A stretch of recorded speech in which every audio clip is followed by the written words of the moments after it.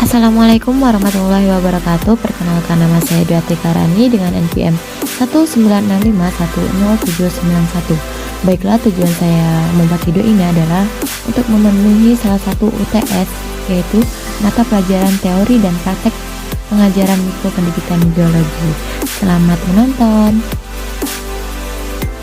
Assalamualaikum warahmatullahi wabarakatuh. Waalaikumsalam warahmatullahi wabarakatuh. Gimana kabarnya hari ini anak-anak? Alhamdulillah sehat, Bu. Alhamdulillah sehat semua ya. Baiklah, sebelum mulai pelajaran, marilah kita berdoa menurut agama dan kepercayaannya masing-masing. Berdoa mulai.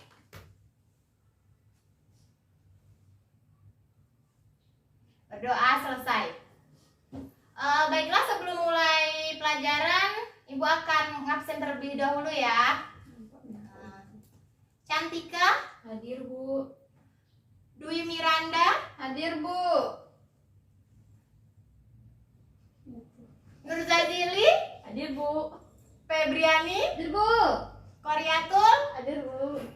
Oh, hadir semua ya. Alhamdulillah hadir semua. Baiklah anak-anak, hari ini kita memasuki bab baru, yaitu tentang pola hereditas. Minggu kemarin saya sudah sedikit menyinggung tentang pola hereditas. Siapa yang masih ingat? Lupa, Bu. Lupa, Bu. Lupa? Ya udah, kalau lupa saya kasih tahu lagi ya.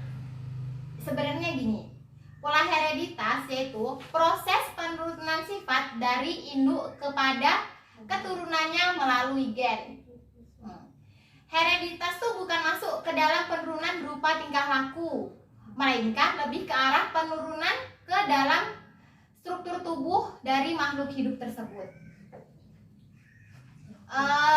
Langsung saja semuanya kita buka buku halaman 127 ya.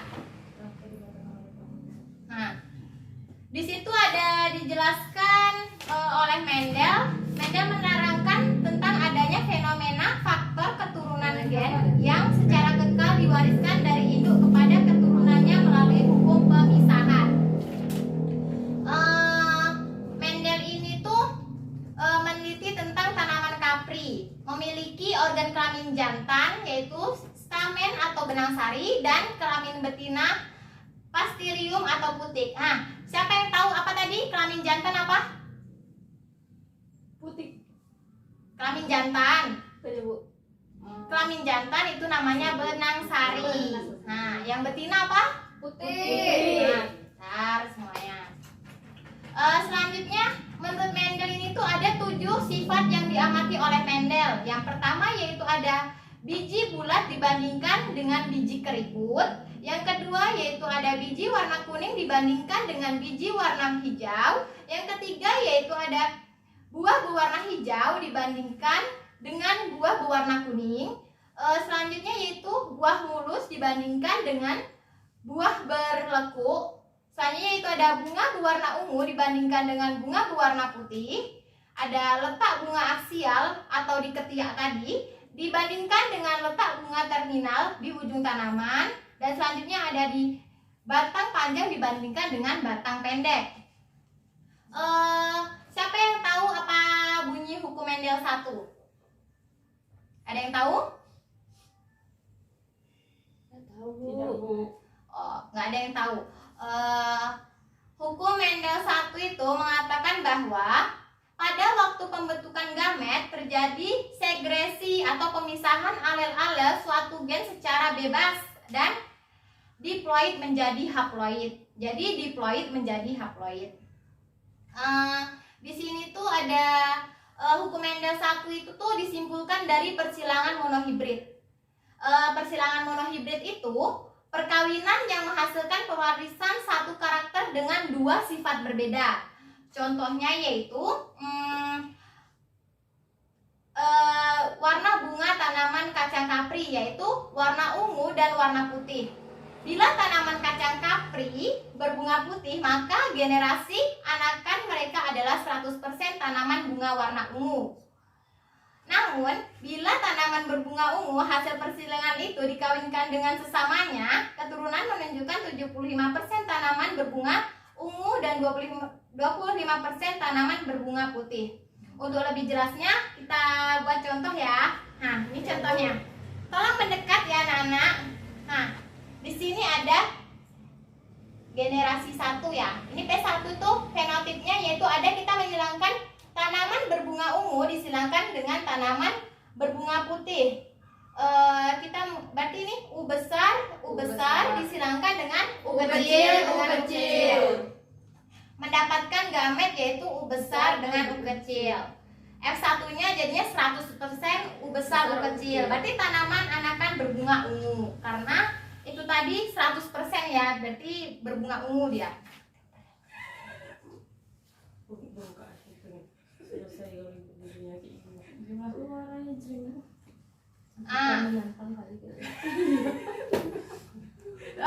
Selanjutnya kita masuk ke hukum Mendel 2.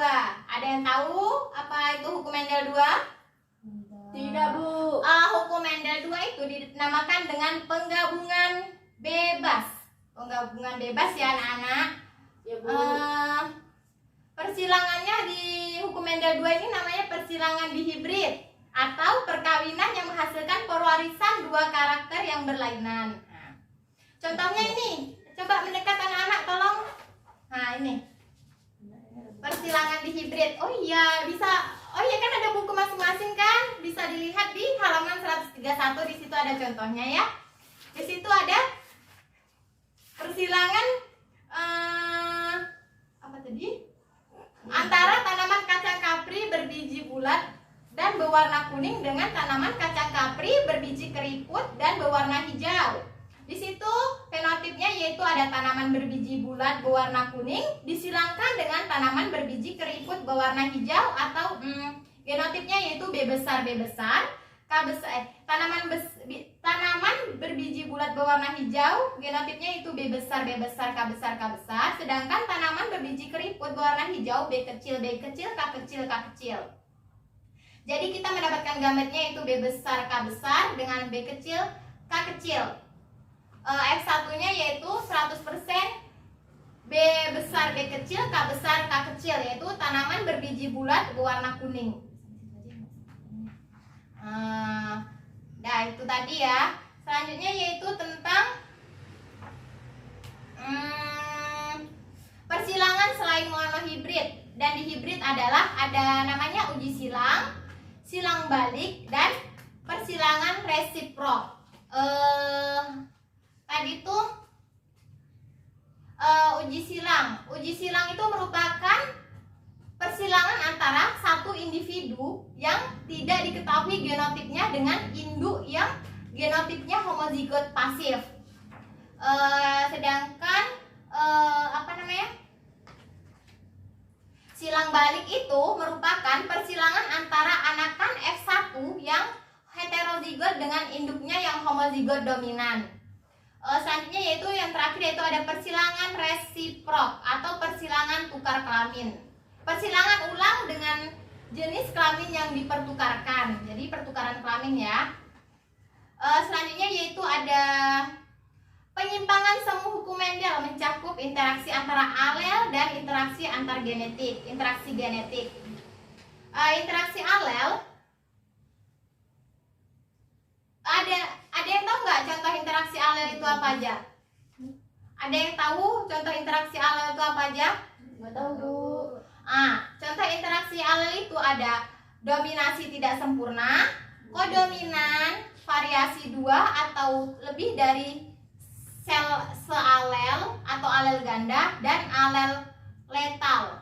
Selanjutnya yaitu ada contoh interaksi genetik. Di sini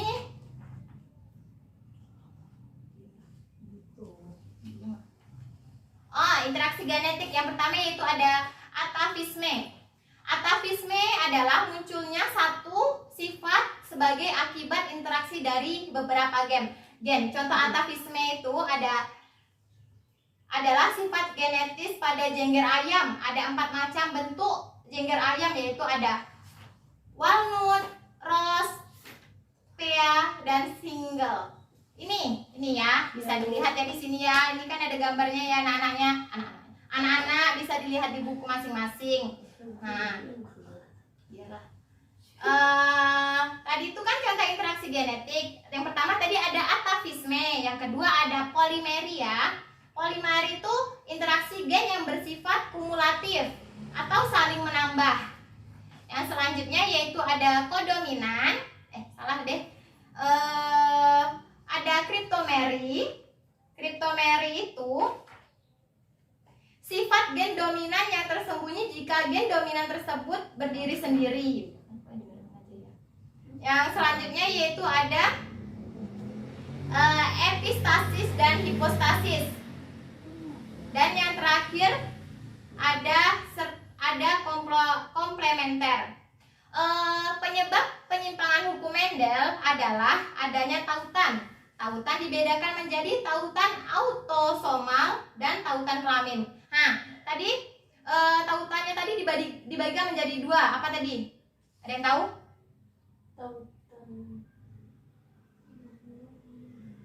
Tautan autosomal dan tautan kelamin. Tautan autosomal merupakan gen-gen pada kromosom yang sama tidak dapat beregenerasi secara bebas dan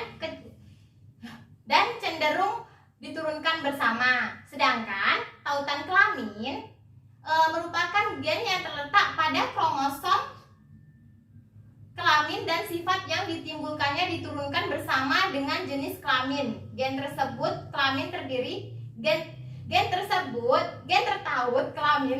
dari gen tertaut kromosom X dan gen tertaut kromosom Y. Tautan tadi dipengaruhi oleh adanya pindah silang. Pindah silang merupakan peristiwa pertukaran gen-gen suatu kromatid dengan gen-gen kromatid homolognya.